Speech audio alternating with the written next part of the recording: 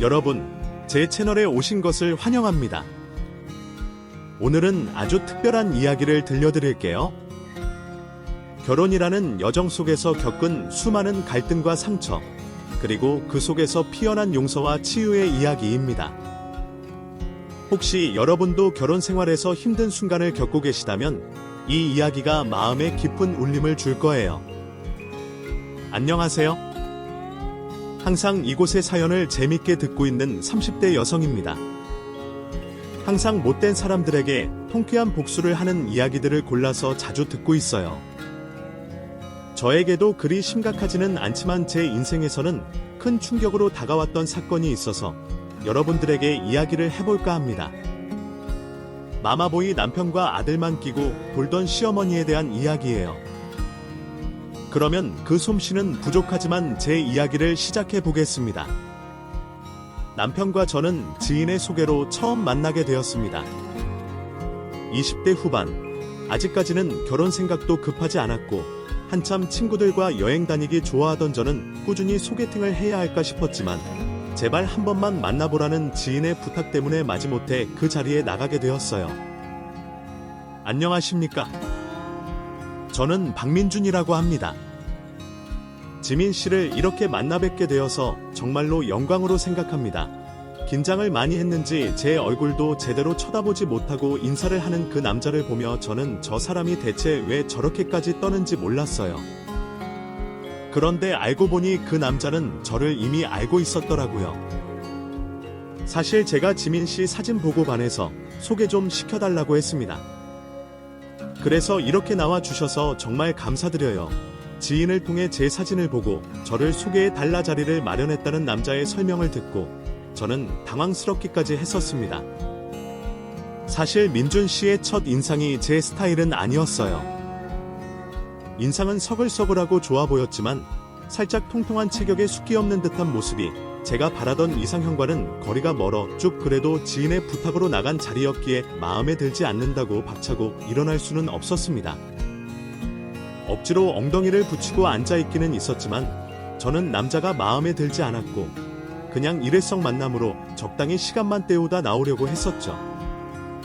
그렇게 별 의미 없고 어색한 첫 만남 자리가 끝나고 저는 다른 좋은 인연을 찾을 거다라는 말로 거절을 대신했습니다.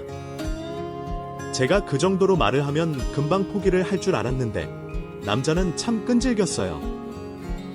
저기, 제가 지민 씨한테 어울리지 않는 남자라는 거 알고 있습니다. 그래도 제가 지민 씨에게 잘 맞출 자신 있어요. 뭐든지 지민 씨 원하는 대로 할 테니까 딱 3번만 만나주세요. 그래도 마음이 안 드신다면 그때 제가 깔끔하게 포기하고 다시는 만나달라고 하지 않겠습니다. 죽은 사람 소원도 들어준다는데 제발 제 소원 한 번만 들어주세요. 제가 정말 마음에 들었는지 그렇게까지 부탁하는 사람을 보며 저도 매몰차게 거절만 할 수는 없었습니다. 결국 저는 마지못해 그 남자의 부탁을 들어주기로 했고 앞으로 3번의 만남을 약속하게 되었습니다. 솔직히 그때는 설마 3번을 더 만난다고 해서 제 마음이 달라질 거라고 생각하지 않았어요. 제 이상형이 아니었던 것도 확실했고 그런 상황에 3번이든 30번이든 더 만나봐야 좋아질 것 같지 않았으니까요. 하지만 민준 씨는 고작 3번의 만남 만에 제 생각을 바꾸어 놓았습니다. 저를 만날 때마다 제가 마치 공주가 된 것처럼 대해주며 제게 지극정성을 다하는 민준 씨의 모습에 저도 모르게 점점 마음이 열리게 되었어요. 고작 3번의 데이트였지만 그 3번의 만남 동안 민준 씨는 정말 정성을 다했습니다. 내가 뭐라고 이렇게까지 하나 싶을 정도로 착한 그 남자의 모습에 저도 감동을 했던 건지 그 뒤로도 계속 만남을 가지게 되었어요. 민준 씨는 첫눈에 반할 만한 남자는 아니었지만 요즘 보기 드물 정도로 착하고 순진한 남자였습니다. 옷을 입을 때마다 고개를 돌려 수줍게 웃어 보이는 그 모습에 제가 넘어갔던 것 같아요. 결국 저희는 그렇게 연애를 시작하게 되었습니다. 연애 생각이 별로 없던 저의 마음을 돌릴 정도로 제게 잘 보이려 애를 쓰던 남편은 연애 후에는 이전보다 더 잘하려 애를 쓰며 제게 완벽히 맞추어 주었어요. 처음 연애를 할 때 제게 궁금한 게 많다며 이것저것 사소한 것까지 묻던 남편은 이후로 제 음식 취향, 성향, 심지어 제가 좋아하는 향수의 느낌까지 신경 쓰면서 말 그대로 저를 위한 남자가 되어갔죠. 오, 쌌어. 이거 내가 좋아하는 색인데 예쁘다. 근데 민준 씨가 이런 컬러 좋아하는지 몰랐는데? 당연하지. 지민 씨가 좋아하는 색으로 일부러 고른 건데.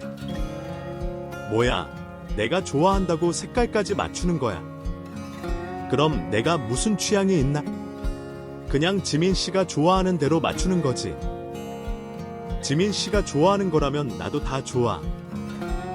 제가 좋아하는 것은 자기도 좋다던 남편은 데이트를 할 때면 제가 좋아하는 음식을 먹고, 영화도 제가 좋아하는 장르의 영화를 보고, 자기는 전시 같은 건 좋아하지도 않으면서 제가 좋아한다는 이유로 매번 새로운 전시들을 알아와서 저를 데려가 주곤 했습니다. 그렇게만 나오다 보니 남편은 어느새 저보다 제 취향을 더 잘 아는 사람이 되어 있었습니다. 세상 어떤 사람보다 나를 더 잘 알고 내게 모든 것을 맞춰주는 남편을 보며 저의 주변 사람들은 그런 무한한 사랑을 받는 저를 참 부러워했습니다. 그렇게 서로 마음이 깊어진 저희는 결국 결혼까지 약속을 하게 되었습니다. 사랑과 연애도 다 빠져 있는 건지 연애나 결혼에 별 생각 없던 저도 남편을 만나 결국 결혼까지 생각하게 되었네요. 결혼을 약속하고 걱정하며 시어머니께 인사를 드리러 갔던 저는 저를 누구보다 반겨주시는 시어머니를 보며 마음을 놓았습니다. 어머니, 지민이구나. 세상에, 그동안 말만 들었지 이렇게 보게 되니 너무 반갑다. 그동안 얼마나 보고 싶었는지 몰라. 궁금했지만 내가 괜히 젊은 사람들을 귀찮게 할까봐 말을 안 꺼내. 그래도 이렇게 만나니 참 좋구나. 저도 어머님 뵙게 되어서 기뻐요. 늦게 인사드려서 죄송합니다. 최성은, 무슨. 우리는 내가 우리 집에 찾아와 준 것만으로도 고맙지? 제게 다른 것은 아무것도 묻지도 않으시고 마냥 저를 반겨주시는 시어머니를 보며 저는 남편이나 시어머니나 다들 참 좋은 분들이다라는 생각을 했어요. 어머님 혼자 아드님을 키우시면서 고생도 많으셨을 거고 그만큼 욕심도 있으셨을 텐데 시어머니는 책임만 바라지 않으시고 저희의 결혼을 축복해 주셨습니다. 그 덕분에 저희는 별다른 문제 없이 무사히 결혼식까지 잘 치를 수가 있었죠. 하지만 꿈만 같을 줄 알았던 저의 행복한 결혼 생활에는 남들은 모르는 이면이 있었습니다. 남편이 홀어머니 밑에서 자라서 어머니와 각별하다는 건 알고 있었지만 그걸 가지고 크게 걱정하지는 않았어요. 하지만 결혼 후 알게 된 남편의 진짜 모습에 저는 크게 당황스러웠습니다.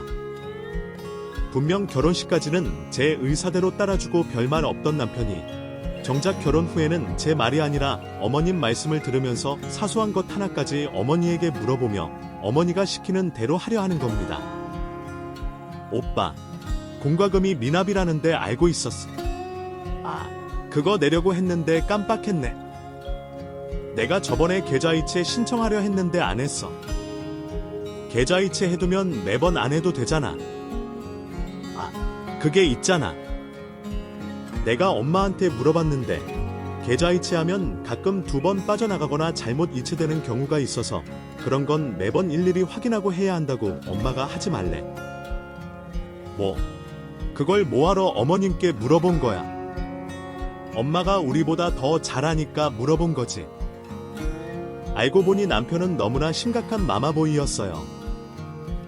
뭐 이런 걸 물어보나 싶을 정도로 사소한 것 하나하나까지 다 시어머니에게 물어보고 실천하는 성격이 어떤 거죠.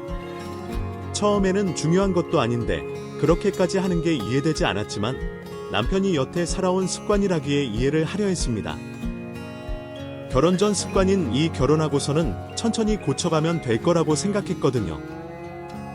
그런데 남편의 의존도는 제 생각보다 심각한 수준이었어요. 말을 하려면 자기 얘기만 하면 될 텐데 심지어는 제 얘기까지 모두 전해서 남편은 별것 아닌 것부터 부부 사이에만 나눠야 할 중요한 일까지 모두 시어머니에게 전달하고 있었습니다. 지민아, 너희 집에 둘밖에 없다고는 하지만 참 잘 때는 옷도 파지 입고 자야 한다. 여자는 착오로 하체와 폐가 따뜻하게 지내야 해. 근데 아니. 민준이한테 물어보니까 내가 번거롭다면서 파지를 벗거나 판바지를 입고 잔다며.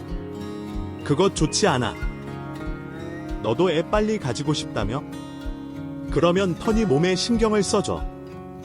그리고 너희 부부관계 하는 날은 내가 받아와줘. 내가 잘 아는 용한 사람이 있는데 그 사람이 받아준 날 애를 가지면 아주 똘똘한 애가 나온단다. 어머니, 감사하지만 그런 건 저희 부부가 알아서 할게요. 너는 아줌마가 되고도 이런 말이 민망한 거니? 나도 너처럼 똑같은 여자고 아는데 뭘 이런 거 가지고. 그리고 평일에는 부부관계도 좀 삼가하고 그래라. 민준이가 너나 회사 생활하는데 피곤하면 어떡하려고 그래.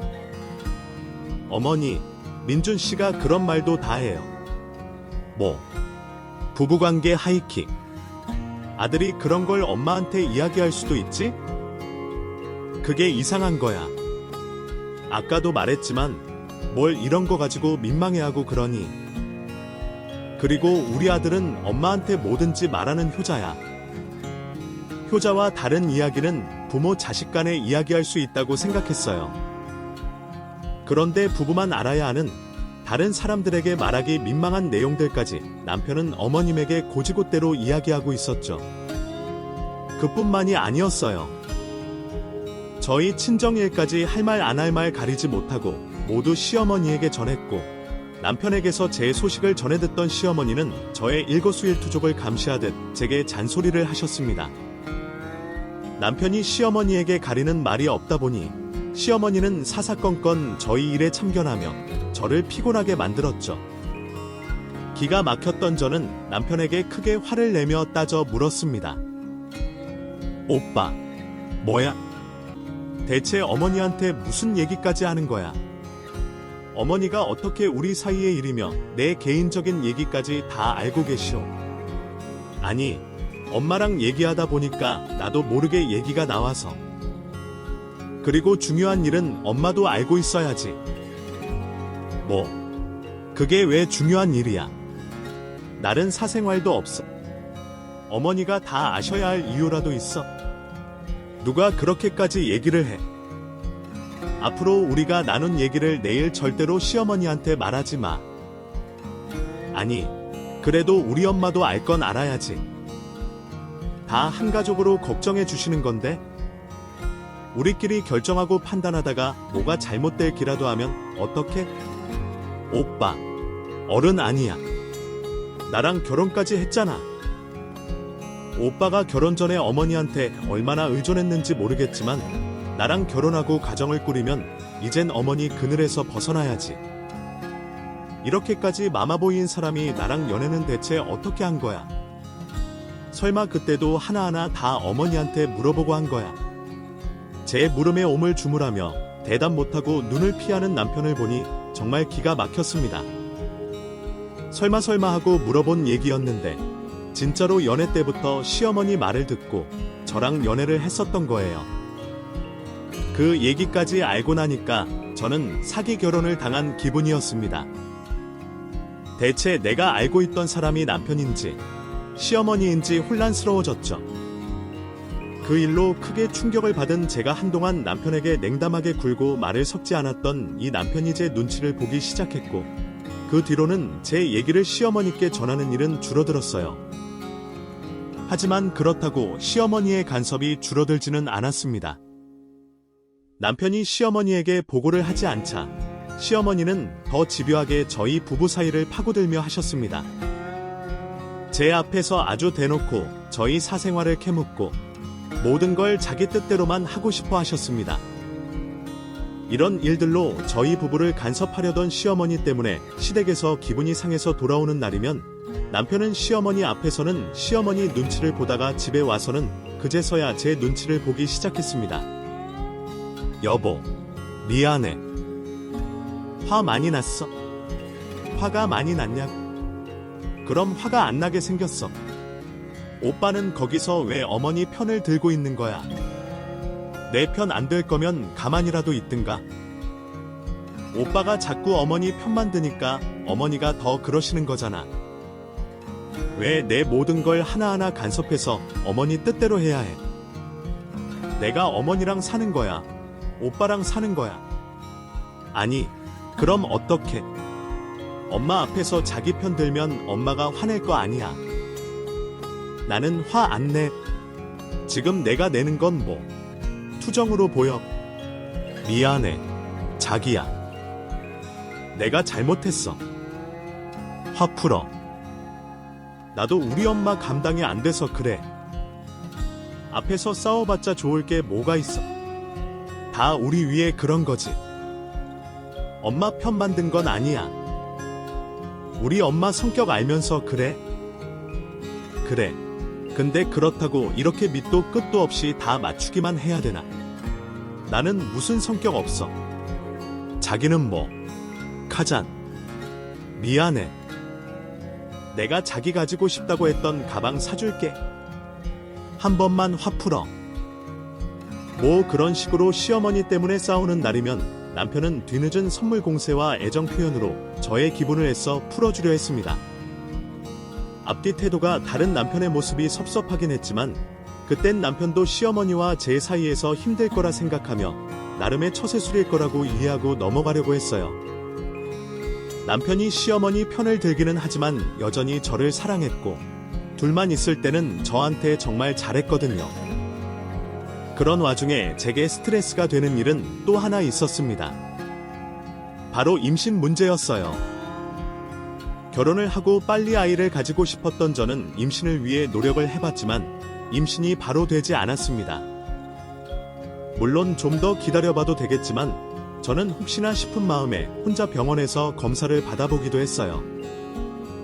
다행히 제게는 아무 문제 없다고 했지만 저는 혹시 남편에게 다른 문제가 있는 건 아닐까 걱정이 되었죠. 아직 그렇게 걱정할 정도는 아니지 않아. 기다리면 찾아오겠지. 자기가 너무 마음이 급한 것 같아. 그래도 혹시 모르잖아. 나는 검사 받아봤는데 아무 문제 없대. 혹시 모르니까 오빠도 받아봐. 아니면 나랑 같이 갈까? 뭐, 꼭 그렇게까지 해야 하나? 알았어. 내가 회사 점심시간에 다녀올게. 그 뒤로 점심시간을 이용해 혼자 병원에 다녀왔다던 남편도 별다른 문제가 없다는 얘기만 제게 전했습니다. 그런데도 결혼하고 내내 기다리던 아이 소식이 계속 들리지 않자 이번에도 시어머니가 잔소리를 시작하셨습니다. 아이가 생기지 않는 원인을 저에게서 찾고 싶으신 건지 또 제가 하는 것들을 간섭하려 하셨죠. 너 참고 마시지 마라. 너 자꾸 참고 마셔서 애가 안 생기는 거 아니?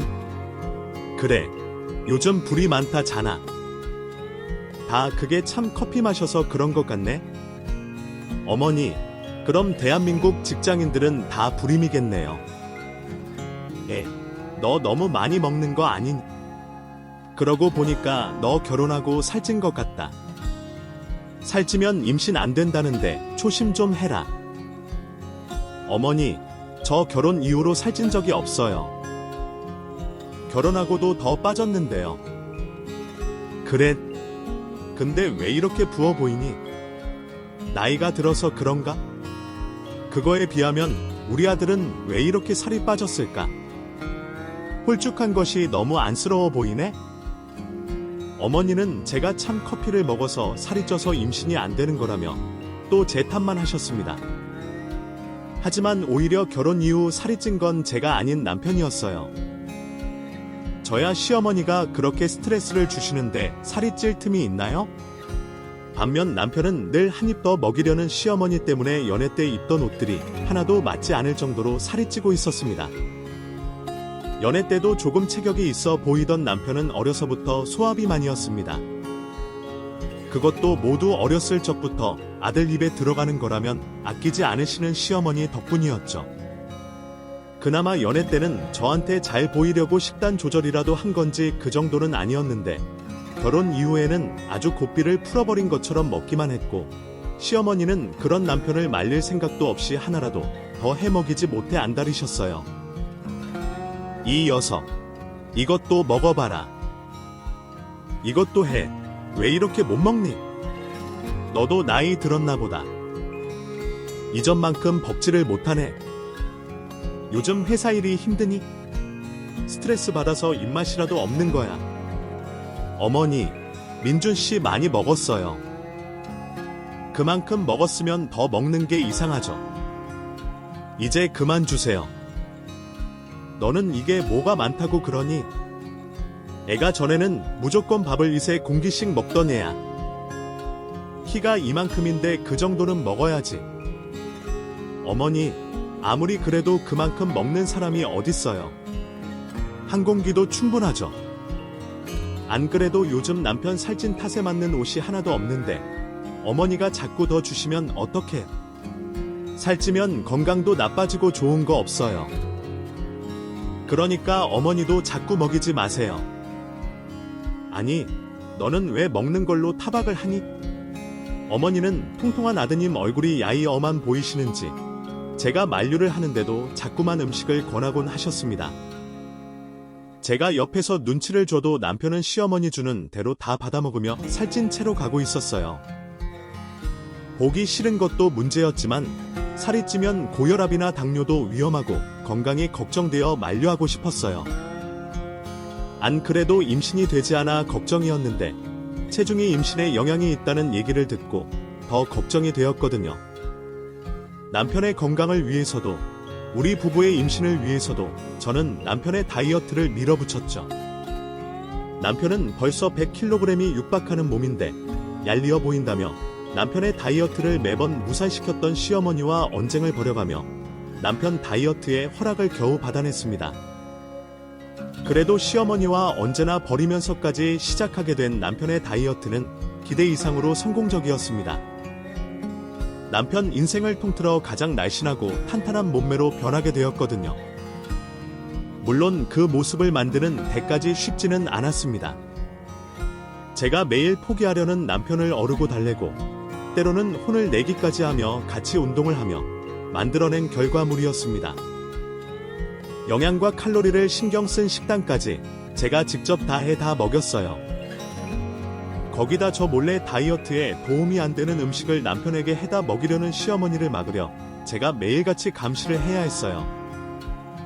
남편의 회사 사람들로부터 다른 주변 사람들 모두 변한 남편의 모습을 보면서 그제서야 인물이 훤하다고 건강해 보인다며 긍정적인 소리들을 해주었죠. 그런 남편의 모습에 유일하게 꿀한 모습을 보이고 있던 사람이 시어머니였습니다. 살에 파묻혀 있던 외모에 건강까지 잡은 남편의 모습을 비쩍 마르고 야위어 보인다며 앓는 소리를 했어요.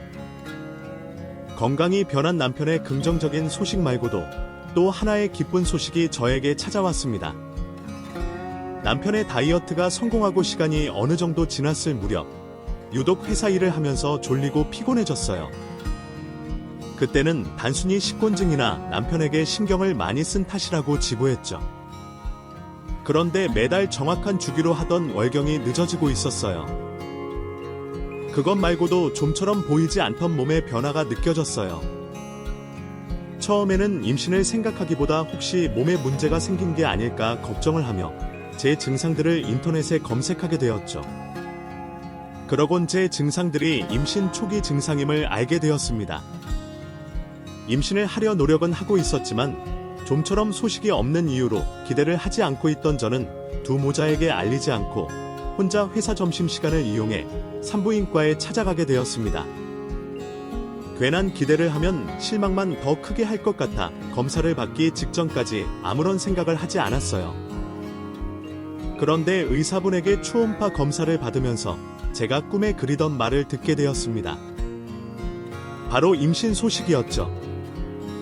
결혼을 하고 계속해서 바라던 아이였는데 다이어트를 열심히 따라와준 남편과 저의 노력으로 소중한 아이가 찾아와 주어서 너무 기뻤습니다. 마음 같아서는 당장의 시어머니와 남편에게 이 기쁜 소식을 알리고 싶었지만 깜짝 놀라게 해주고 싶었어요.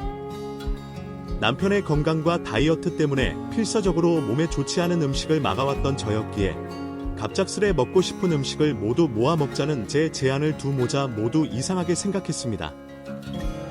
아이가 생겼다는 제 이야기를 듣고 기뻐할 남편과 시어머니의 모습을 상상하니 어서 빨리 퇴근하고 싶었어요. 근무를 하는 내내 컴퓨터의 시간만 보며 퇴근 시간을 기다리게 되었고 5시 정각이 되는 시간에 맞춰 불이 나게 시댁으로 가게 되었습니다. 어머니, 저 왔어요. 너 옷독한 갈아입고 바로 온 거야. 아니, 무슨 일이길래 이렇게 급하게 온 거니? 별일 아니에요. 그냥 민준 씨가 다이어트 한다고 고생도 했고 어머님께서도 아들 마음껏 먹이지 못하셔서 속상하실 것 같아서 겸사겸사 자리를 마련하려고요. 그래, 내가 너 때문에 말은 못했지만 우리 민준이는 매력이 풍채에서 나오는 남자다움이 아니니 남자가 그렇게 마르면 밖에서 힘도 못 써요. 이제부터라도 우리 민준이 원하는 대로 먹이고 살짝. 그때 저는 시어머니 입에서 무슨 이야기가 나와도 좋았습니다. 퇴근하면서 사온 음식 재료들로 콧노래까지 부르며 음식을 하게 되었고 오랜만에 아들에게 마음껏 먹일 수 있다는 생각에 남편과 시어머니가 좋아하는 음식을 하고 있었죠.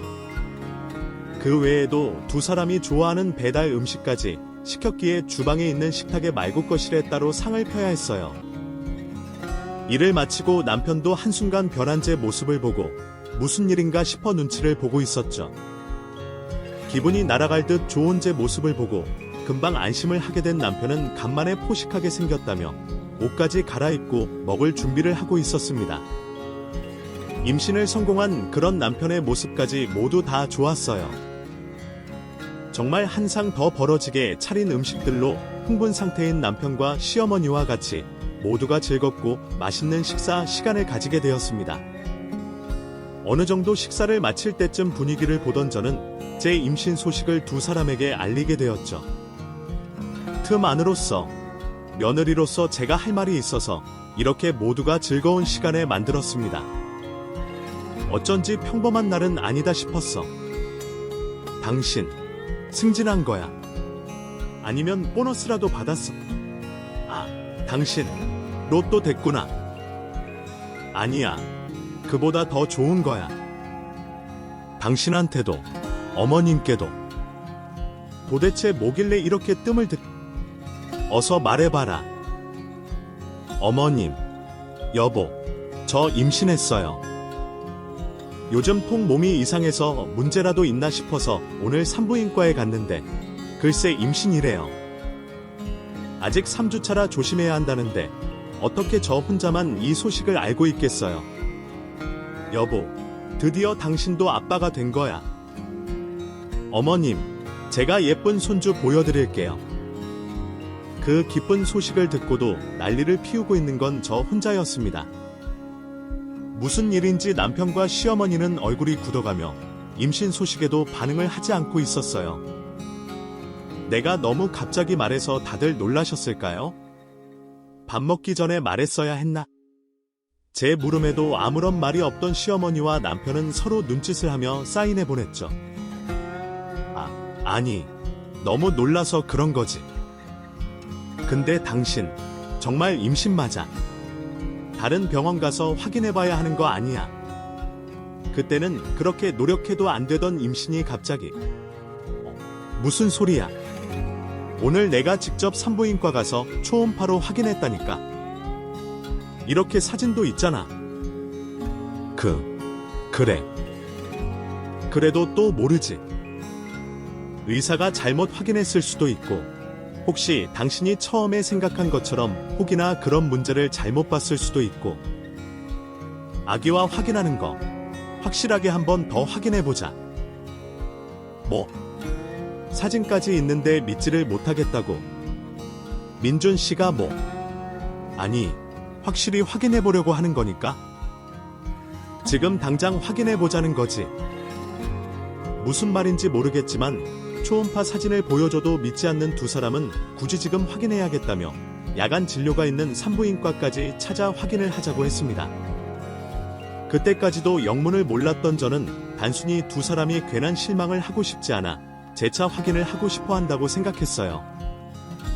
그렇게 도착한 산부인과에서도 야간에 임신 검사를 받으러 온 저희를 이상하게 봤어요. 병원 내 주위를 둘러보아도 다들 급한 문제로 온 임산부들이 많았지. 저처럼 검사를 굳이 야간 진료 시간까지 받으러 온 사람은 없었죠. 그렇게 검사 예약을 하고 진료를 받게 되었습니다. 의사 선생님과 함께 검사실로 가족 모두 몰려가 확인하게 되었죠. 너무나도 당연하게도 초음파 화면에는 이전 사진과 같은 아기의 모습이 보였습니다. 의사 선생님도 그 화면을 정지시켜 남편과 시어머니에게 보여주고 3, 4주차 되어 보인다며 설명까지 해주었어요. 이쯤 확인이 되었으면 기뻐할 만도 한데 시어머니와 남편의 얼굴은 더 굳어져 있었습니다. 저와 가족들에게 다른 설명을 위해 진료실로 의사 선생님이 가게 되자 곧바로 시어머니가 제 머리채를 잡고는 쥐어뜯기 시작했습니다. 아, 어머니. 파워. 도대체 왜 이러세요? 왜 이러세요? 인연이 보자 하니까 누굴 바보로 아나. 나랑 내 아들이 그렇게 쉽게 보여? 내가 먼저 선수 쳐서 임신했다고 하면 잘했구나 하고 축하라도 해줄 거라 생각한 거야. 이 요망한 코 한 것이. 무슨 말씀하세요? 이것 좀 놓고 이야기하시라고요? 여보, 당신 어머니 좀 말려봐. 내가 엄마를 왜 말려? 당신은 어떻게 이럴 수 있어? 나만 사랑할 것 같이 말하고 행동해놓고 애초에 나 다이어트 시키려고 했던 게 당신 바람피는 내 눈도 속이려고 했던 거야. 당신이 바라는 대로 한 나한테 이런 기만한 모습을 보여주려고 한 거냐고. 어떻게 나랑 엄마한테 딴 놈의 애를 가져다 놓고 보란듯이 우리 아이라고 보여줄 수 있어? 아, 도대체 무슨 말이냐고. 바람핀 거 아니야. 병원까지 와서 확인해놓고 당신 아니까 아니라니. 이것 좀 말려보라고. 나 무정자증이야. 당신이 검사 받으라고 병원 간 날 내가 아이를 가질 수 없는 무정자증이라는 걸 알았다고. 나도 충격이었고 아이를 누구보다 바라는 당신한테 차마 말할 수 없었어. 나도 끝까지 숨기려고 했던 건 아니야. 엄마가 바로 이야기하지 말라고 해서 나도 괴로웠다고. 당신을 속이는 게 그래도 언젠가는 이야기하려고 했어. 우리 사이가 좀 더 확실해질 때까지. 근데 어떻게 엄마랑 나한테 임신을 했다고 속일 수가 있어? 내가 당신한테 무정자증이라는 걸 속이긴 했지만 이건 도덕적으로도 내가 당신을 속인 것과는 전혀 다르잖아. 그래, 내가 우리 모자를 아주 물로 본 거지. 사람을 속이려면 뭘 좀 알고 속이던가. 이제 다 필요 없고 우리 아들한테 피눈물 흘리게 하는 인연. 오늘 너 죽고 나 살자. 너 오늘 채 산 날이야. 검사실 정리를 위해 왔던 간호사가 말려도 봤지만 소용이 없었어요. 당장에 남편 말이 귀에 제대로 들려오지도 않았고 우선은 제 머리털을 모두 다 쥐어뜯으려는 시어머니에게 저항하는 게 우선이었죠. 저는 아파서 소리를 지르고 시어머니는 악을 쓰고 남편은 울먹이는 난장판 상황에 간호사를 따라 들어온 의사 선생님께서 한마디를 하셨지요. 이러지들 마세요. 이루어지 마시라고요. 다들 차분한 성격의 의사 선생님께서 소리를 지르자 순간 검사실에 있던 우리 모두가 얼음이 되었습니다. 다들 병원 검사실에서 뭐 하시는 거예요? 그리고 잠깐 이야기를 듣긴 했는데 남편분 무정자증 정확하게 어떤 소견을 받으셨어요? 근데 무슨 소견? 그냥 무정자증이라고 해도 어떤 상황인지 담당 전문의께서 설명을 해주셨을 거 아니에요. 그게 그때 너무 충격적이라 무정자증이라는 소리 듣고 멍해서. 여기서 이러지 마시고 우선 당장 남편분 데리고 검사받은 병원 다시 가보세요. 거기서 남편분이 자연 임신이 가능한 무정자증인지 확인하시라고요. 저희 병원에서 이러지들 마세요. 저도 그때는 무정자증에 대해서 아무것도 모르고 있을 때였습니다. 듣기는 해봤지만 수많은 사람들 중에 제 남편이 그럴 거라 생각하지도 않았고 관심도 없었으니까요. 당장에 병원을 찾아가고 싶었지만 너무 늦은 시각이라 다음날 병원을 찾기로 했죠. 산부인과 의사 선생님의 말에 자신이 뭣도 모르고 난리를 피웠다고 생각했는지 시어머니와 남편 모두 조금은 위축된 모습이었습니다. 제대로 알지도 못하면서 두 사람이 이 난리를 내일 되면 다 밝혀지겠지. 난 자신 있어. 내일 나 오전 일만 하고 반차 낼 테니까 당신 검사받은 병원 진료 예약해놔.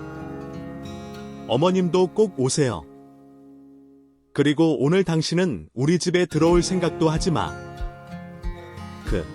그래도 내 집이기도 됐다. 지민 말대로 내일 되면 다 파헤쳐지겠지. 이 녀석, 우선은 우리 집에서 찾자. 저야 자신 있었어요. 결혼을 하고는 일관련 제외하고 다른 남자랑 말 한 번 섞지 않았던 저였는데 그런 저를 불륜녀 취급하다니.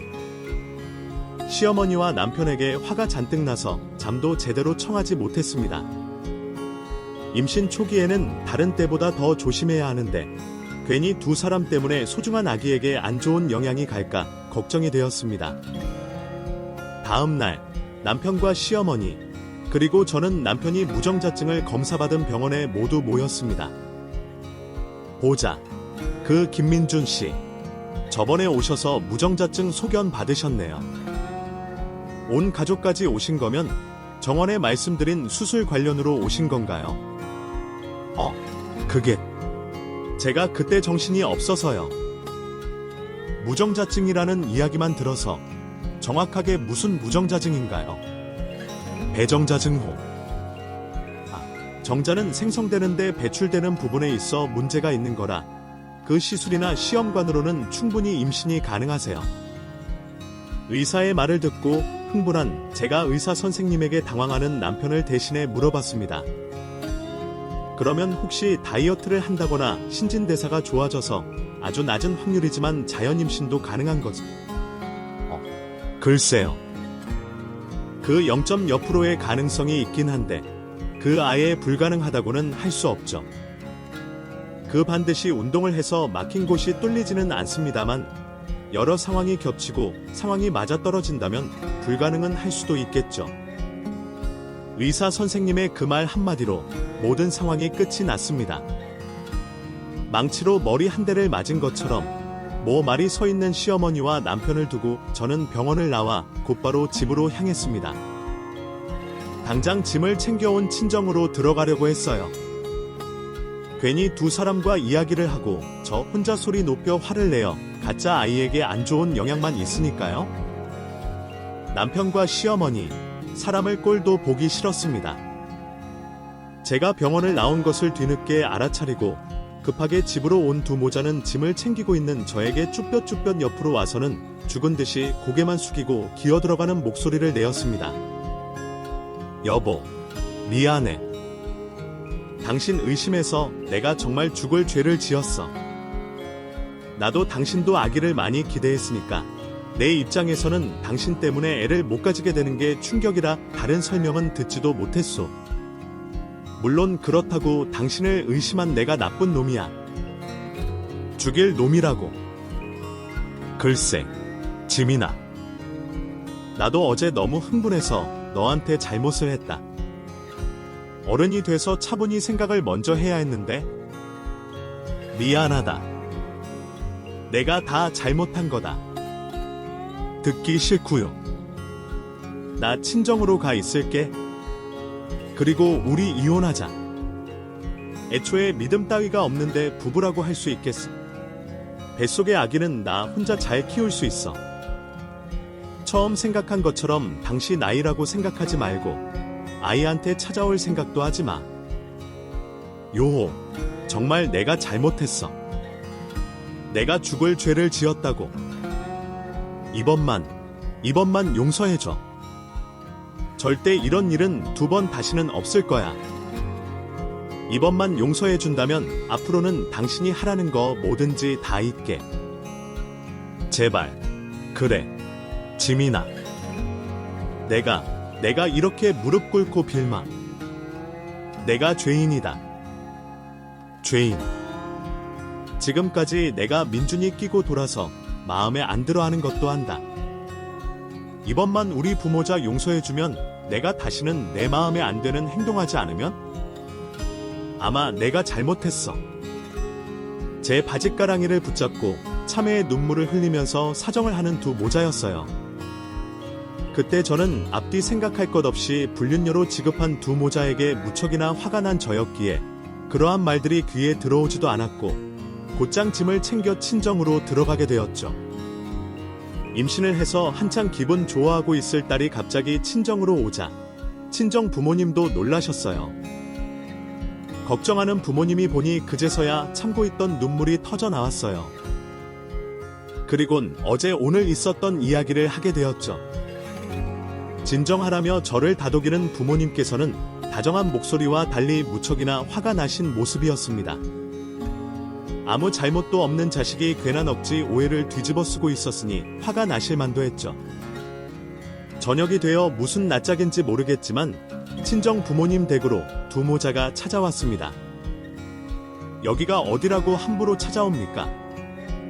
어제는 우리 딸아이에게 이상한 여자 취급을 하더니 하루도 안 돼서 태도가 바뀌니까 딸이 용서를 해도 내가 용서 못하니까 돌아가세요. 사돈, 정말 죄송합니다. 하체가 이렇게 사돈 앞에서 무릎 꿇고 빌겠습니다. 정말 오해였어요. 하니 오해라도 그렇게 하지 말았어야 했는데. 정말 지민한테 미안합니다. 사돈께도 죄송해요. 장인어른, 무슨 말씀하셔도 다 받아들이겠습니다. 제가 잘못한 거니까요. 제가 죽을 죄를 지었어요. 그 후에도 두 모자는 매일같이 저희 부모님 댁으로 찾아와 간절하게 빌고 또 빌었습니다. 물론 그 모습에 당장 화가 풀리진 않았지만 저도 어제 감정을 가라앉히고 차분하게 미래를 생각해봤어요. 그간 마마보이처럼 행동하는 남편과 이를 이용하는 시어머니 문제가 있긴 했지만 그렇다고 제가 아주 힘들고 모진 시집살이를 사는 것도 아니었고 당장의 자신의 상황을 오해한 사랑 입장에서는 운이 돌아 행동할 수도 있다고 생각했습니다. 무엇보다 화가 나서 막말을 내뱉긴 했지만 아직도 남편을 사랑하고 있었어요. 앞으로 이런 일이 두 번 다시는 없도록 다짐을 받기로 하고 용서를 하기로 생각했죠.